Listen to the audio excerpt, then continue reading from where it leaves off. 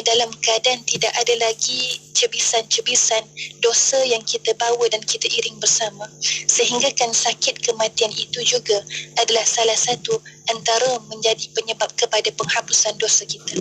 La haula wala quwata illa billah.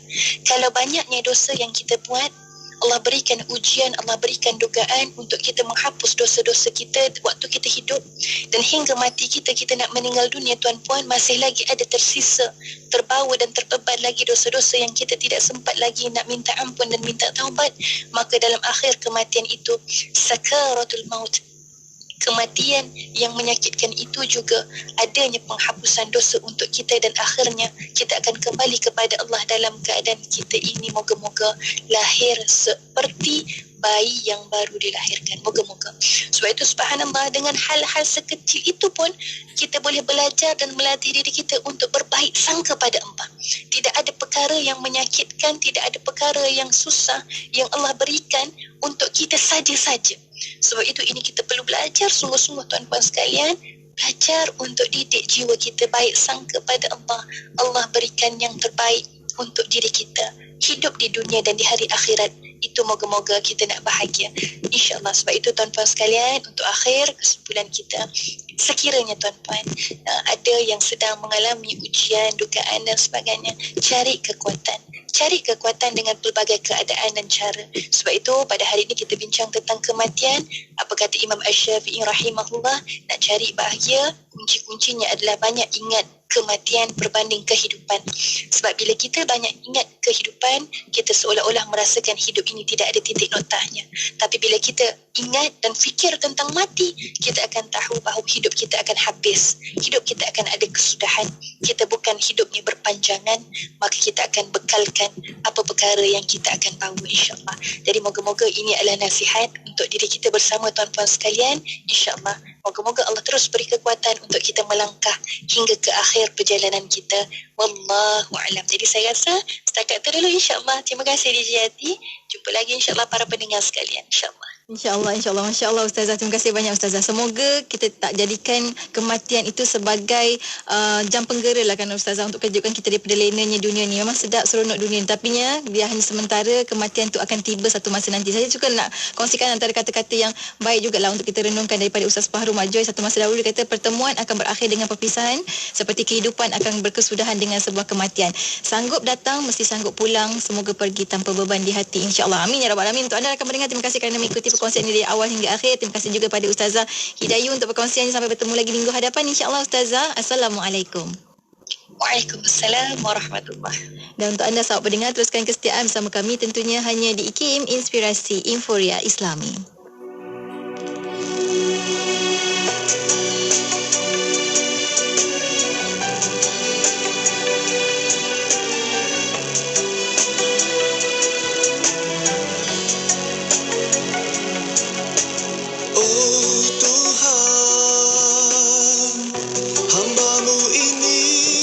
Kekeliruan, sukar mencari jalan yang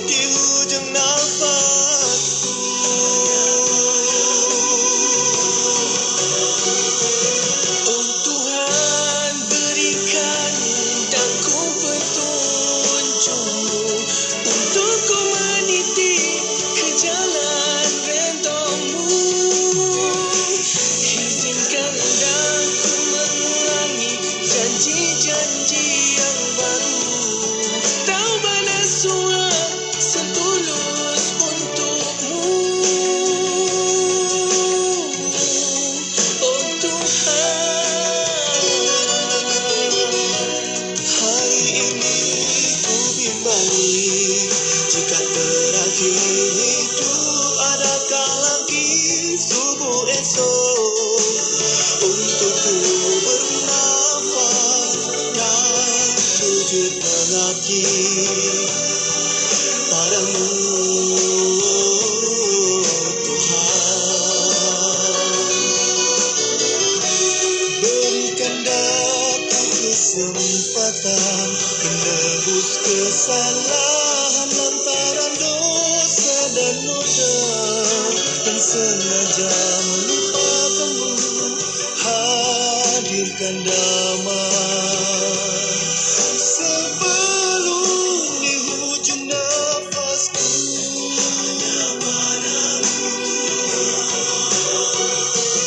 Oh Tuhan, berikan daku petunjuk-Mu untuk ku meniti ke jalan redha-Mu. Izinkan daku mengulangi janji-janji yang baru. Kau benar Tuhan, setulus untuk-Mu. Oh Tuhan, oh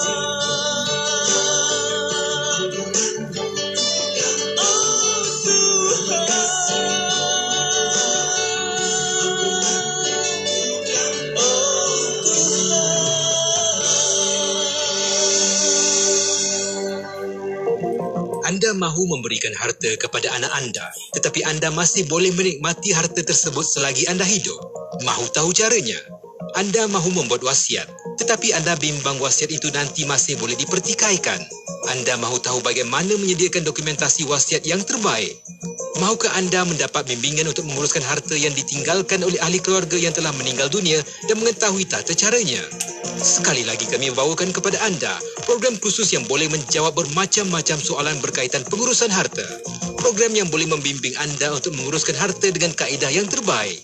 Program yang mengandungi latihan dalam kumpulan yang akan sama-sama membincangkan permasalahan harta yang biasa kita hadapi. Bawalah masalah-masalah anda berkaitan harta kepada kami untuk diselesaikan dengan menghadiri program kami, kursus bimbingan dan panduan pengurusan harta keluarga Islam tahun 2022 yang akan diadakan pada 22 hingga 23 November 2022 di Dewan Besar IKIM. Yuran hanya RM450 sahaja. Untuk pendaftaran, hubungi unit program dan latihan di talian 03-6204-6323 atau 325 atau layari laman web IKIM untuk maklumat lanjut. Sedapnya nasi ni. Beras jenis apa awak masak ni, Alia? Panjang, lembut dan berderai. Harum pula tu. Beras Mogul Basmati Faiza, Mak. Bukankah beras Mogul Basmati Faiza ni sesuai untuk dibuat nasi biryani dan nasi Arab aja? Beras Mogul Basmati Faiza ni kalau buat nasi putih biasa makan hari-hari pun sedap. Tengok tu. Cucu-cucu nenek berselera sungguh makan. Pandai mak kamu pilih beras Mogul Basmati Faiza, ya? Hidangkan beras Mogul Basmati Faiza untuk keluarga tersayang anda. Ingat beras basmati, ingat beras basmati Faiza. Tawaran pakej periklanan istimewa. Apa tu? Tawaran pakej periklanan istimewa. Apa tu? Tawaran pakej periklanan istimewa. 3 kali baru nak dengar. 3 kali ulang tu. Sempena ulang tahun IKIM yang ke-30, IKIM menawarkan pakej berganda sehingga 3 kali ganda kepada para pengiklan IKIM. Hubungi kami segera di talian 017-345-2564 atau 012-686-9236. Tawaran dalam tempoh yang terhad. Jimat berganda-ganda. Inspirasi, Inforia, Islami, semuanya di IKIM.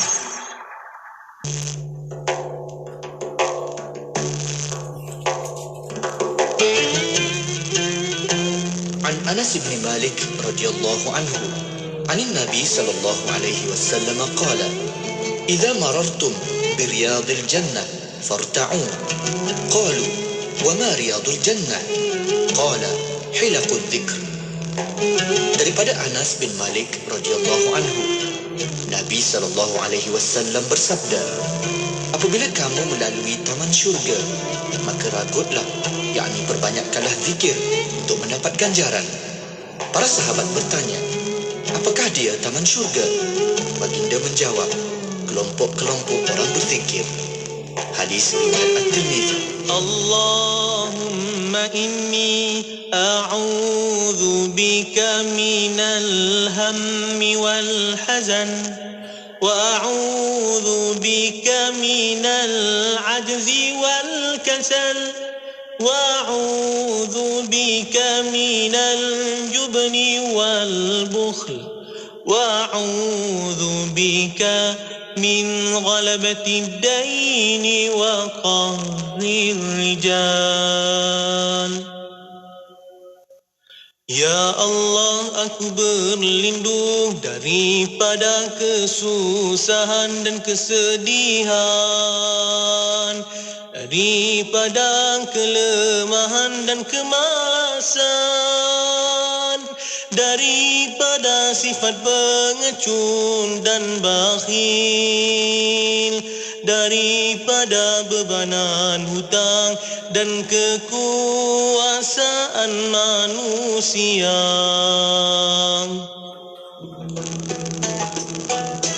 Zaman kanak-kanak Rasulullah sallallahu alaihi wasallam. Selepas dilahirkan, baginda telah dibawa ke pendalaman Bani Sa'ad kerana sudah menjadi tradisi orang-orang Arab akan menghantar anaknya untuk disusukan.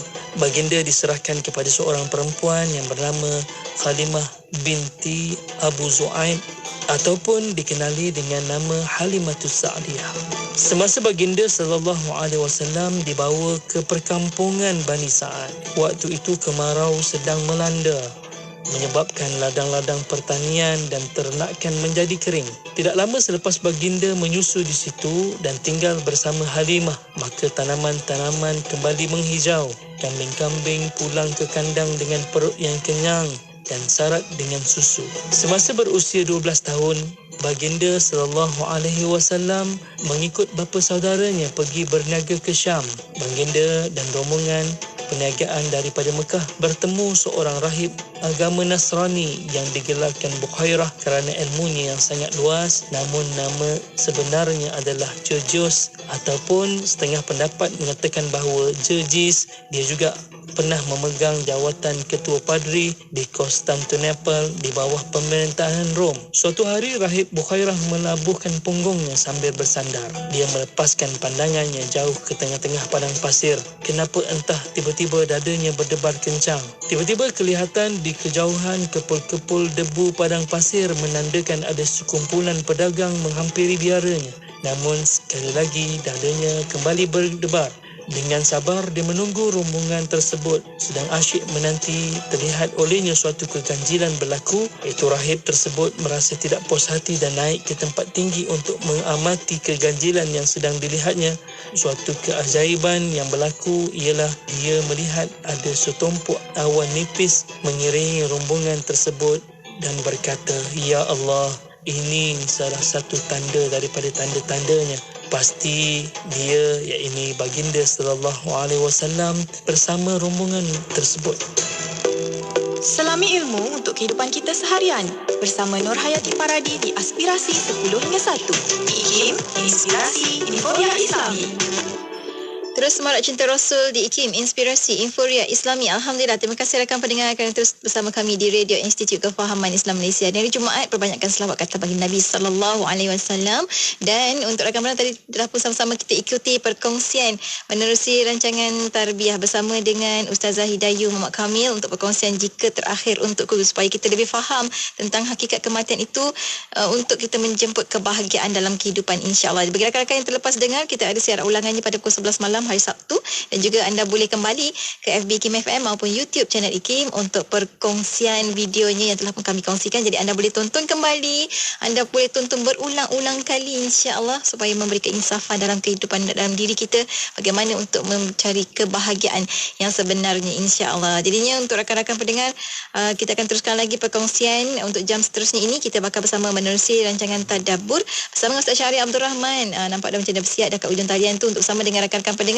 Kita nak mentadabbur surah Al-Kahfi sambungan untuk ayat yang ke-31 hingga 33 sebentar saja lagi. Jadi anda boleh ikuti perkongsiannya secara langsung di Radio IKIM, juga di FB IKIM FM, YouTube channel IKIM juga. Kita akan siarkan secara langsung perkongsian videonya untuk anda sama-sama, bukan sekadar dengar tapi dapat menonton juga, insya-Allah. Dah tonton, tekanlah butang share. Semoga ianya menjadi asbab kebaikan juga untuk anda semua, insya-Allah, kerana menjadi ejen berkongsi ilmu pada yang lain. Dan untuk rakan-rakan ikuti perkongsiannya sebentar saja lagi. Saat ini jom saya nak nak kongsikan bersama dengan anda lagu terkini daripada penyampai-penyampai Radio IKIM sebagai hadiah juga lah untuk anda bersempena dengan Maulid Rasul ini. Dia Badrul Tamam, yang mana anda boleh ikuti ataupun dapatkan lagu ini di Spotify, di YouTube pun ada, dan di kesemua platform media IKIM. InsyaAllah untuk anda dapatkan lagu Ya Badrul Tamam. Saat ini jom dengarkan bersama kami, tentunya hanya di IKIM, Inspirasi Inforia Islami.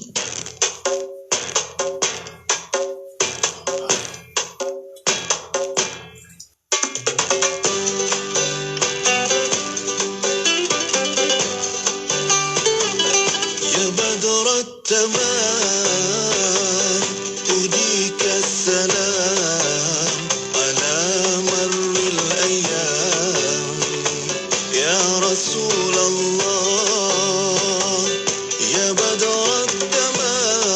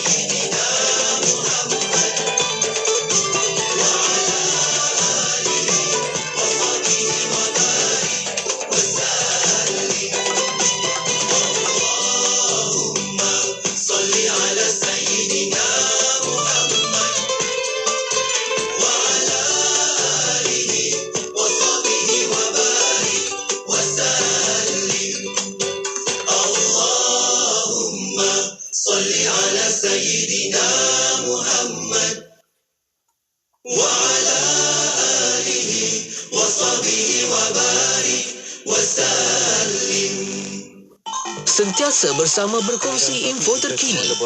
Pastinya di IKIM, Inspirasi Inforia Islami.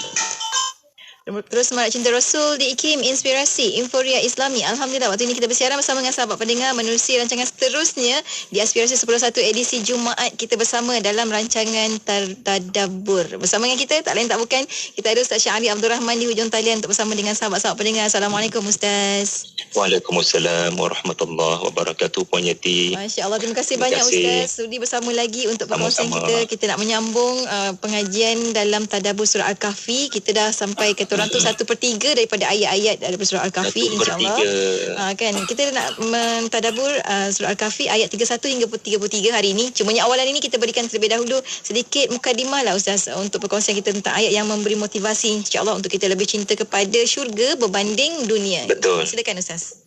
Allahu Akbar. Assalamualaikum warahmatullahi wabarakatuh.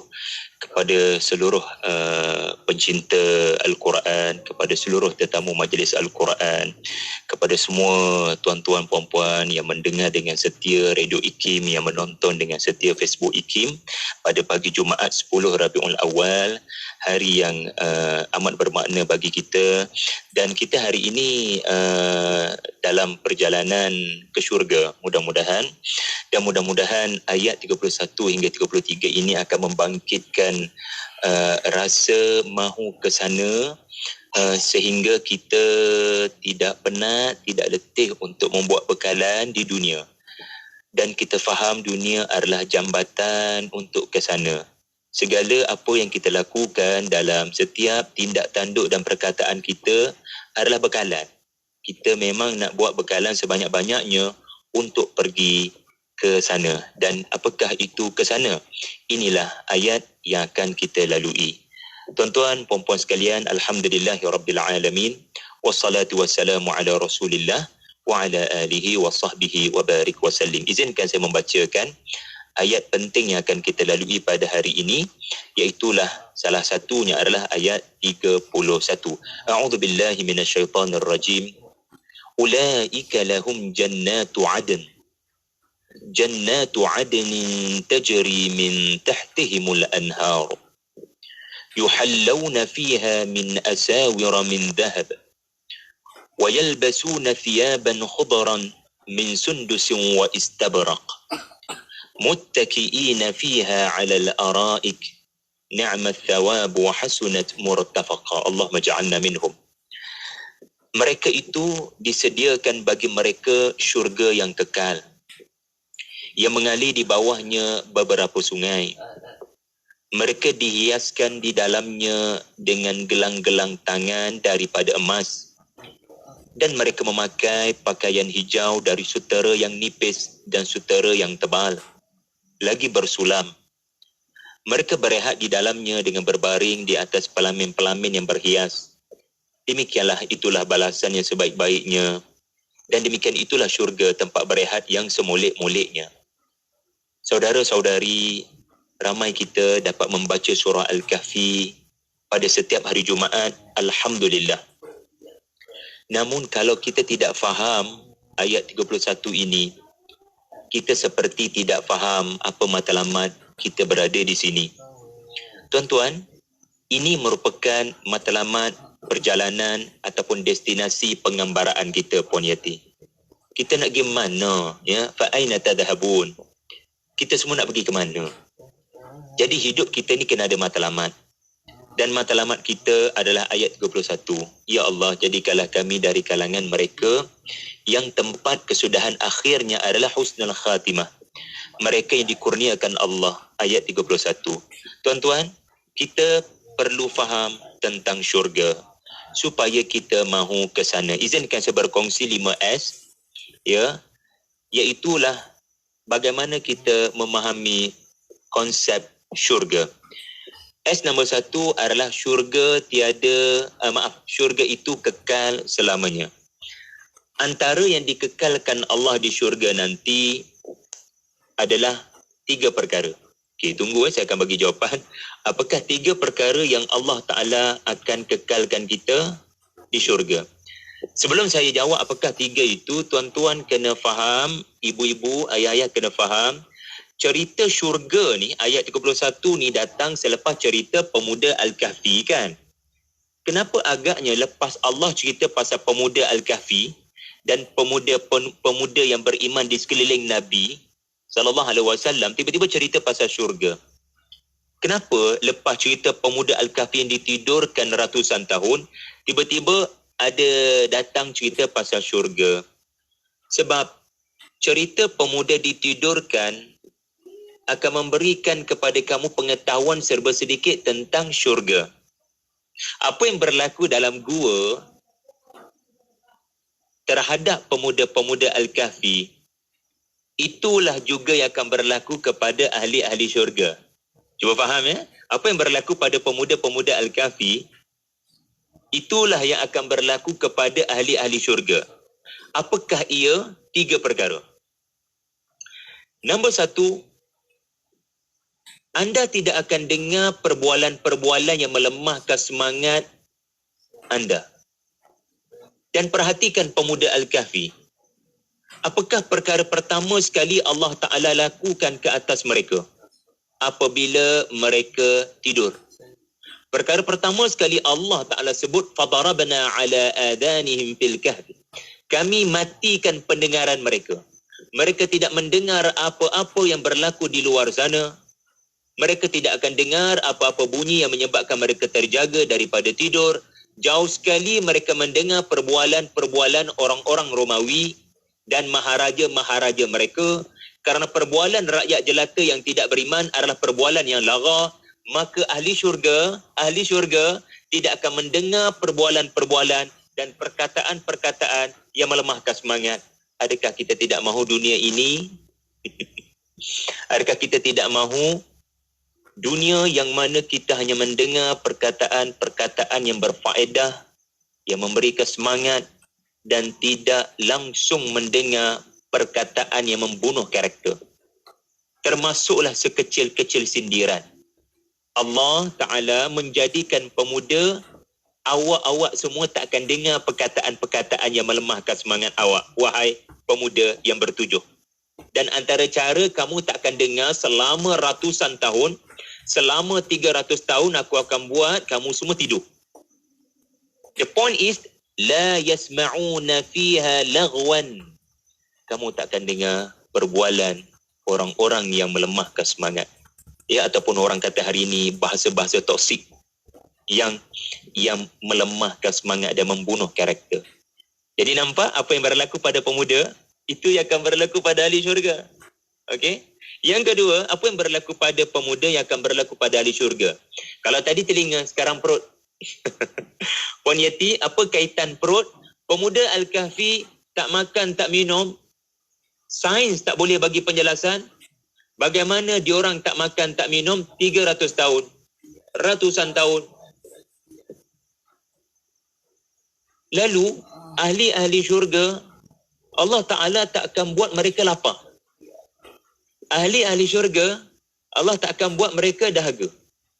Tetapi kenapa ada cerita minuman dalam syurga? Kenapa ada cerita makan minum dalam syurga? Sebab ahli syurga makan minum bukan sebab lapar. Ahli syurga minum air sungai daripada susu, minum air sungai daripada madu, bukan sebab dahaga. Tetapi anda akan lihat Al-Quran menggambarkan makan minum kerana pesta keramaian dan aksi sembang-sembang dengan kawan-kawan, ahli keluarga, reunion. Maka sepanjang sembang-sembang, yang lebih seronoknya adalah bila kita boleh sambil-sambil itu minum kopi. Bukan matlamat minum kopi itu nak hilangkan dahaga macam kita lah kan Puan Yati. Kadang kita jumpa kawan lama, kita dah kenyang. Ataupun mereka datang ke rumah, mereka pun dah kenyang, kita pun dah kenyang, tapi takkanlah tak hidang apa-apa walau secawan kopi. Sebab apa? Kopi itu bukan boleh menghilangkan dahaga, tapi kurang-kurangnya dia boleh nak bersembang, menghangatkan perbualan. Ya, orang kata kopi itu pahit. Ya. Kopi itu pahit, tapi gulanya, manisnya pada perbualan. Gitu. Jadi apa yang terjadi pada pemuda Al-Kahfi, itulah yang akan terjadi kepada penghuni syurga. Ya, anda tidak anda boleh minta apa sahaja dalam syurga, tetapi Allah menggambarkan kalau makan pun makan daging burung, ya kalau minum pun memang ada air anggur semuanya, tapi bukan matlamatnya kebuluran, kelaparan, kerana itu adalah makhluk yang tidak dibenarkan masuk ke dalam syurga.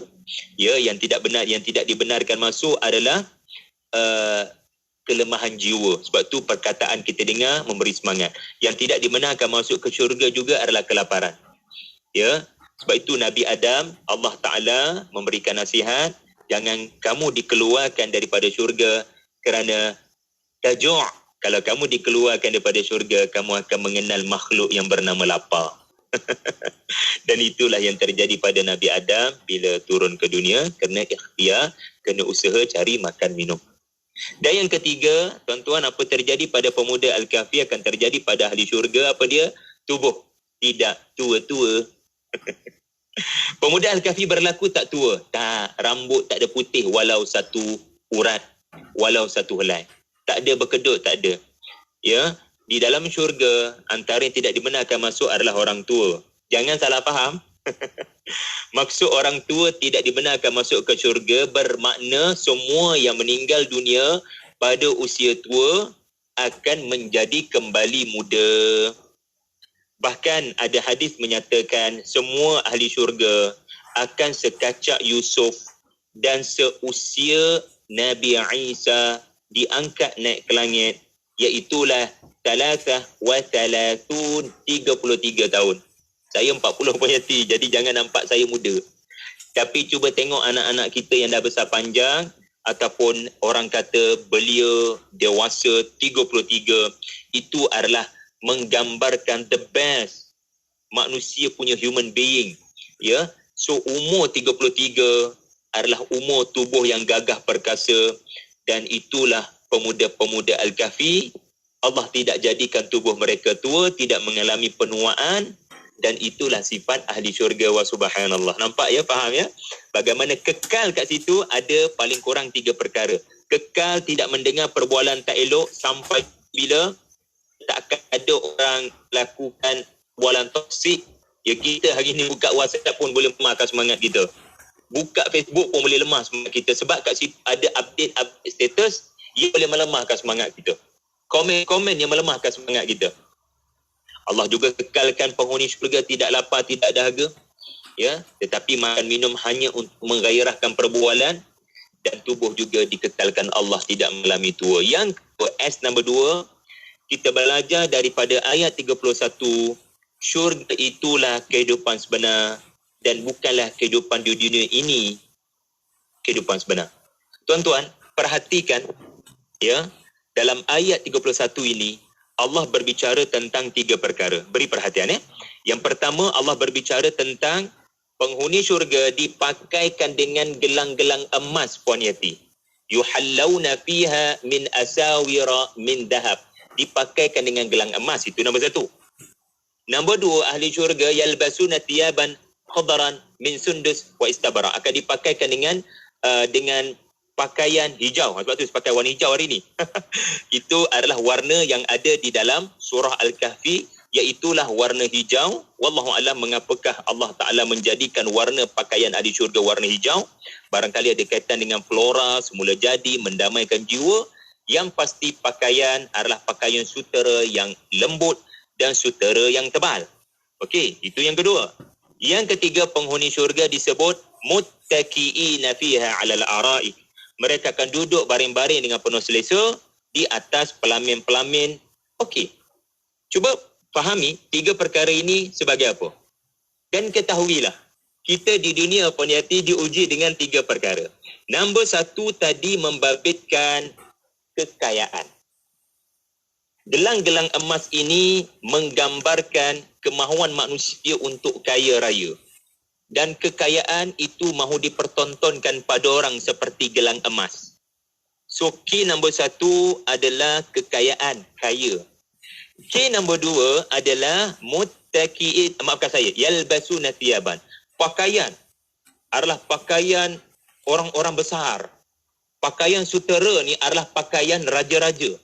So, key nombor 2 menggambarkan manusia mahu kuasa. tahta, pangkat, kedudukan terhormat yang berhormat.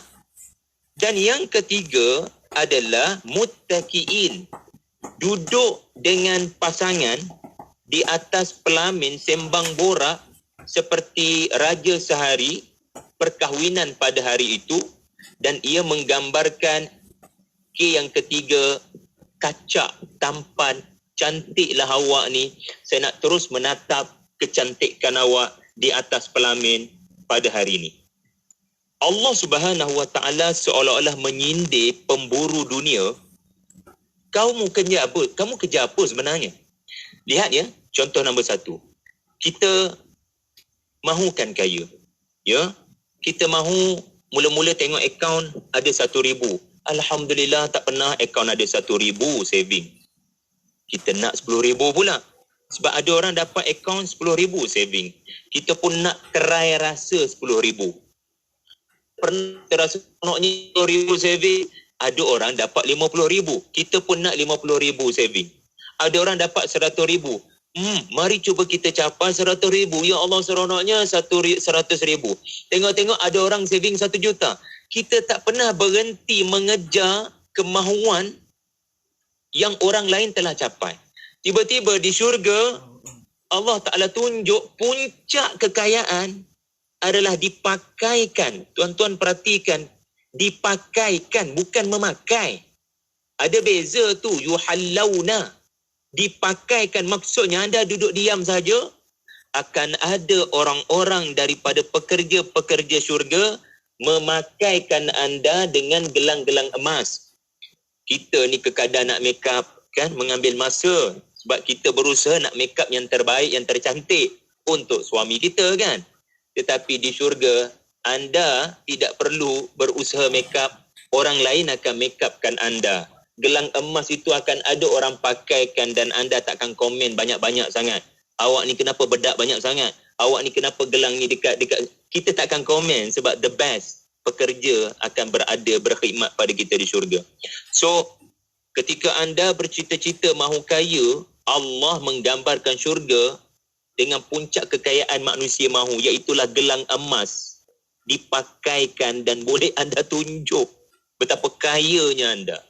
So sebenarnya kehidupan kekayaan sebenar kat sana. Yang kedua, siapa kita ini yang tidak mahu jadi orang yang besar pengaruh?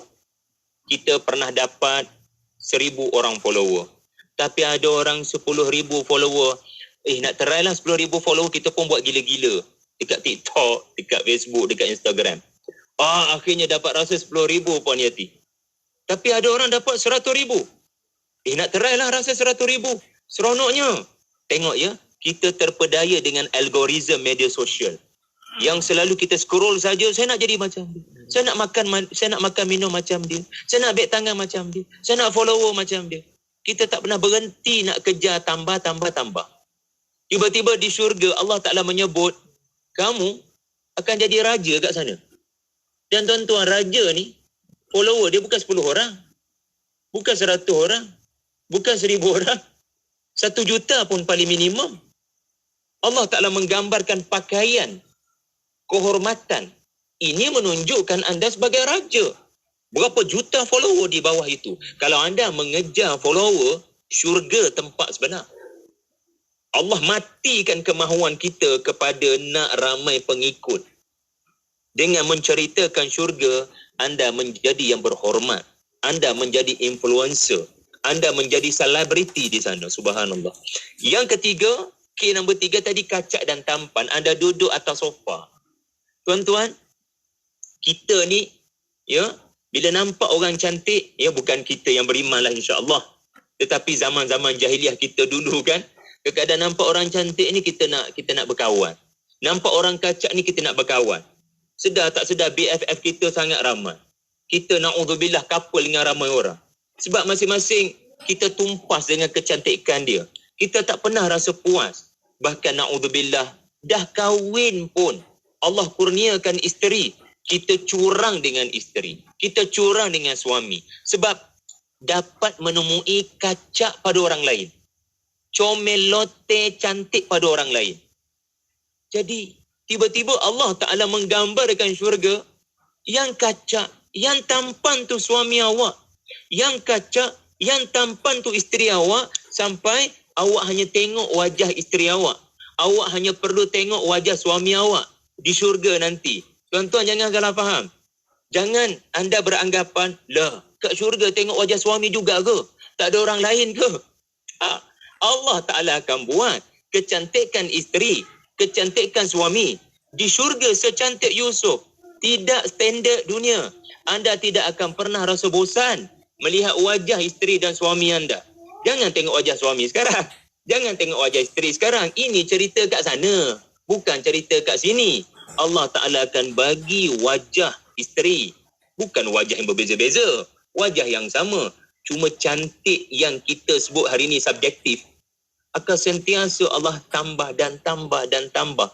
You always ada reason untuk melihat dan merenung wajah isteri ataupun suami anda. Alah, cantiklah isteri abang hari ini. Bayangkan setiap minit anda buat macam tu. Itu tak berlaku di dunia. Ya, 10 tahun kahwin Puan Yati kan? 20 tahun kahwin kan? Susah nak jumpa statement, cantiklah isteri abang, cantiklah suami abang. Macam hari pertama kita kahwin. Susah nak jumpa statement itu. Tetapi this is the statement yang akan dibuat oleh suami isteri di syurga. Muttaqi'ina fiha 'alal ara'i. Duduk atas pelamin, duduk termenung tengok wajah suami. Cantik sangat, benda cantik takkan tak termenung. Dan tak payah nak liar pandangan tengok orang lain. Jadi kepada pencinta-pencinta kecantikan, Allah matikan kemahuan anda dengan ayat 31, Ya Rabbi, Ya Karim. Seterusnya, saya rasa 3 S je lah kot sempat kita hari ini. Yang penting dapat ke syurga insya-Allah. S yang ketiga, sangat best ayat ini. Syurga itu mendamaikan jiwa. Tuan-tuan, cuba perhatikan. Kenapa Allah sebut sungai mengalir? Sungai-sungai mengalir. Allah sebut tajri min tahtihimul anhar. Banyak-banyak cerita syurga, konsisten Allah akan sebut sungai mengalir, sungai mengalir, sungai mengalir bawah kaki diorang. Bapa jadi lagu tu? Pasal apa? Habak mai kat sini. Kenapa setiap kali berbicara tentang ahli syurga akan ada cerita sungai? Dan tuan-puan sekalian, cerita sungai mengalir ni adalah cerita nombor 1. Cerita nombor 1. Jatuh nombor 2 baru cerita pakai gelang emas yang saya ceritakan tadi. Jatuh nombor 3 baru cerita pakaian hijau, sutera lembut, sutera kasar yang saya ceritakan tadi. And then jatuh nombor seterusnya baru saling mengadap di atas pelamin termenung yang saya ceritakan tadi. Tetapi semua yang saya sebutkan tadi, 3K. Apa dia 3K tadi? Kaya, kuasa, kacak, semua tu datang kemudian. Nombor 1 sekali adalah cerita sungai mengalir. Kenapa? Apa signifikan sungai mengalir? Sebab sungai bagi orang-orang Arab ketika Al-Quran diturunkan adalah sesuatu yang susah mereka nak temui. Tetapi kalau mereka temui, ketika bermusafir mereka bertemu dengan sungai mengalir dan ia kelihatan mustahil untuk ditemui, tetapi tiba-tiba bertemu dengan sungai. Ia adalah lokasi yang boleh menyebabkan orang-orang Arab bertepuk, bersorak kerana mereka gembira. Mereka bertemu dengan lokasi yang mendamaikan jiwa. Sungai menggambarkan ketenangan dan kedamaian jiwa. Dengar bunyi sungai mengalir dan kita tidak diganggu dengan kesibukan urusan pejabat. Ia menggambarkan tempat yang kita boleh menarik nafas. Nyamannya suasana kat sini. Bayangkan anda sendirian. Waktu cuti. Tidak disibukkan dengan urusan anak-anak. Barangkali anda sahaja di situ. Pasti anda akan dapat merasai detik di mana anda dapat berehat seketika. Sebab apa tuan-tuan? Ada orang K nombor 1 tadi kaya, tapi tak pernah rasa damai jiwa. Ada orang K yang kedua tadi apa dia? Kuasa tinggi, follower ramai, tapi tak pernah damai jiwa. Ada orang kacak tampan bunuh diri tuan-tuan. Sebab tak pernah rasa damai jiwa. Seolah-olah tak pernah dengar bunyi sungai mengalir. Tak pernah berkunjung ke sungai untuk duduk rehat kat situ. Maka sebab itu Allah dahulukan cerita sungai. Kerana Allah Ta'ala nak kata, ahli syurga sentiasa bahagia. Sebelum diorang dapat kaya, diorang sudah bahagia.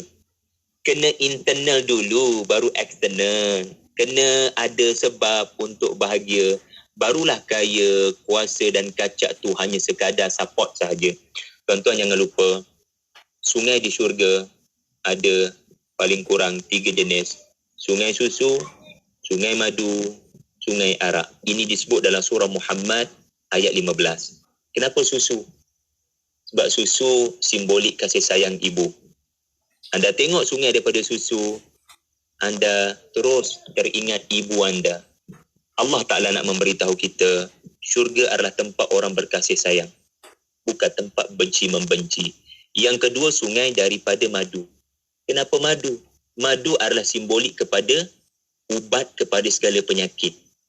Syifa. So ahli syurga tak ada penyakit. Sehat, dan minta maaf, kalau doktor-doktor nak buat hospital, di syurga tak ada tempat. Sebab ia hanya di dunia. Dan yang ketiga, kenapa sungai daripada arak? Arak yang tidak memabukkan, sebab arak represent pesta keramaian, seronok tanpa batasan, dan itulah sifat ahli syurga. Barakallahu fikum. Itu saja daripada saya, 3S hari ini. Masya Allah. Kita ada baki 2S lagi Ustaz. Kita akan sambung minggu depan insya-Allah. Tapi itulah Ustaz, bila kata tentang cerita tentang syurga ni, cerita paling indah lah Ustaz kan. Dia sedetik kita dengar cerita pasal syurga, dia menghilangkan 1 juta tahun punya rasa derita dunia. Allahu Akbar. Ustaz, hujung ni sikitlah kesimpulan untuk pertemuan kita pada minggu ini Ustaz. Silakan. Pemuda Al-Kahfi memang meninggalkan kemewahan dunia menuju kemewahan di syurga. Ini sebab sebenar mereka melarikan diri. Ia bukan cerita mereka melarikan diri ke gua sahaja. Mereka melarikan diri kepada Allah yang menciptakan syurga.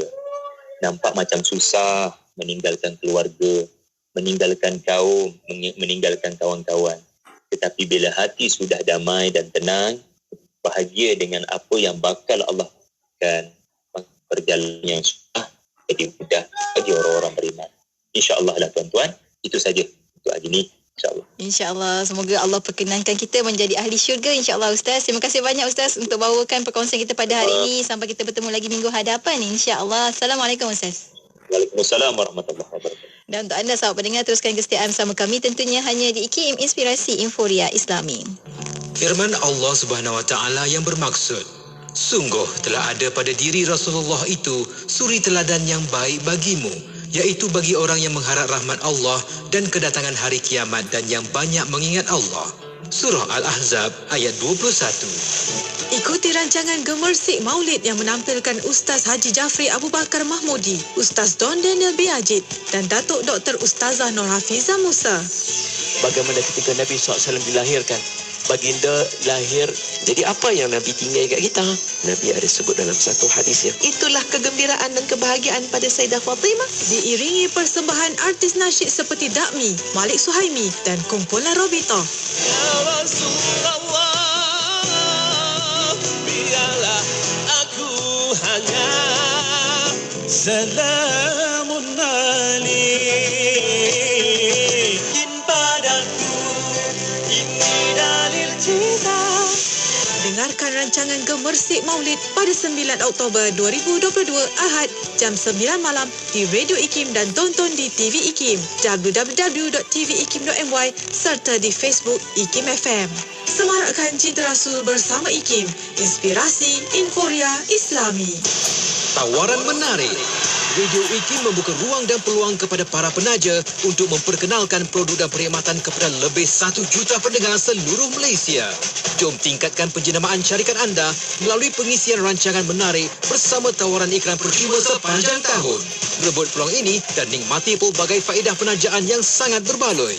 Hubungi 017-345-2564 atau 012-686-9236. Kami sedia membantu anda. Triple A, sah dan ilmu mudah patung syariah, melabur menambah rezeki. Ayo kita, ayo bangkit berani. Dapatkan 15,000 tiket percuma Kickstart Saham. Langkah pertama, labur saham syariah. Layari labursaham.com. Labursaham.com. Ayo kita, ayo bangkit berani. Asri Ahmad Academy. Triple A. Ingat saham, ingat Triple A. Permohonan adalah dipelawa daripada warga negara Malaysia yang berkelayakan untuk mengisi jawatan penerbit rancangan radio grade B41 di Institut Kefahaman Islam Malaysia. Calon-calon hendaklah warga negara Malaysia, berumur tidak kurang daripada 25 tahun pada tarikh tutup iklan jawatan, mempunyai ijazah sarjana muda kepujian dengan pengkhususan dalam bidang sebaran am, komunikasi massa, pengajian media atau penyiaran yang diiktiraf oleh IKIM daripada institusi pengajian tinggi tempatan atau kelayakan yang setaraf dengannya, serta mempunyai 2 tahun pengalaman dalam bidang berkenaan. Antara bidang tugas, on air mengikut jadual yang ditetapkan, menerbitkan rancangan yang telah ditetapkan dan membuat liputan dan rakaman luar. Kemukakan permohonan anda kepada Unit Modal Insan Institut Kefahaman Islam Malaysia sebelum atau pada 24 Oktober 2022. Sedapnya nasi ni. Beras jenis apa masak ni Alia? Panjang, lembut dan berderai. Harum pula tu. Beras Mogul Basmati Faiza, Mak. Bukankah beras Mogul Basmati Faiza ni sesuai untuk dibuat nasi biryani dan nasi Arab aja? Beras Mogul Basmati Faiza ni kalau buat nasi putih biasa makan hari-hari pun sedap. Tengok tu. Cucu-cucu nenek berselera sungguh makan. Pandai Mak kamu pilih beras Mogul Basmati Faiza ya. Hidangkan beras Mogul Basmati Faiza untuk keluarga tersayang anda. Ingat beras basmati. Ingat beras Basmati Faiza. Many man-made disasters and blunders are due to acts that accompany error in reasoning. Knowledge compartmentalization in the present setup is partly to blame, whose symptoms manifest in blinkered specializations as well as the inability to situate those specializations in a coherent epistemological framework. This produces members of society who, apart from experiencing the loss of the creative and innovative age resulting from discontinuance of tradition, suffer from cognitive dissonance. They are technologically savvy and technically capable, but susceptible to moral failings, corruption, and loss of life's meaning. Recognizing the link between the right way of thinking with the right behavior, excellent morals, and a meaningful life, the Institute of Islamic Understanding Malaysia will be organizing the Thinking with Wisdom course on November 15, 16, and 17, 2022 to convey knowledge about the nature of thinking and imagination and the mastery of perspective and strategic modes of thinking. This course contains 6 modules, namely Man and Mind, the Knowing and Thinking Mind, Logical Mind, Dialectical Mind, Perspective Mind, and Strategic Mind. Don't miss the opportunity to listen to expert views from among IKIM academics. The participation fee is RM600. Those interested in attending may visit www.ikim.gov.my or contact the Secretariat at 03-6204-6320 or 6321 or 6325. Nak dengar rancangan Santapan Jiwa untuk Kehidupan? Semuanya ada di IKIM. Inspirasi Inforia Islami.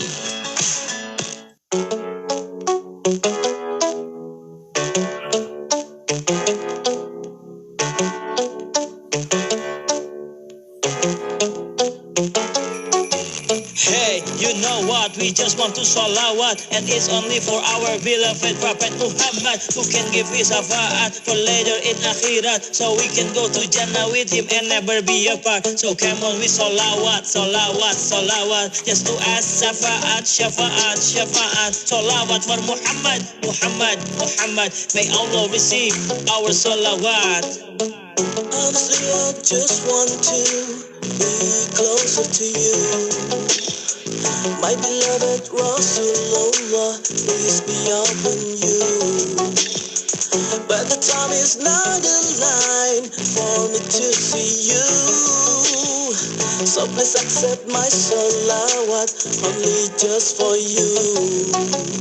Ya Rasulullah, Ya Habiballah, Ya Nabi Allah, alaihi salatullah. Ya Rasulullah, Ya Habiballah, Ya Nabi Allah, alaihi salatullah. Allahumma salli ala Muhammad, Ya Rabbi salli alaihi wa sallim. Fi hubbi Sayyidina Muhammad,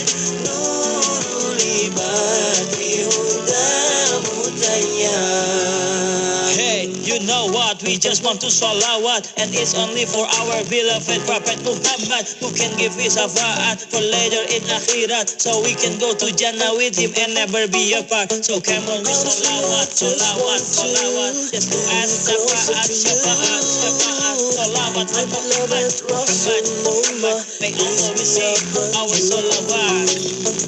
But the time is not aligned for me to see you. So please accept my salawat, only just for you.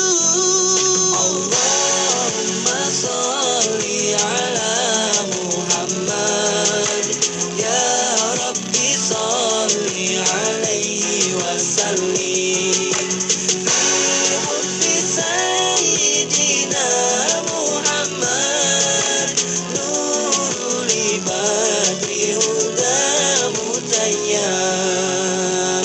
Ya Rasulullah, ya Habiballah, ya Nabi Allah, alaihi salatullah.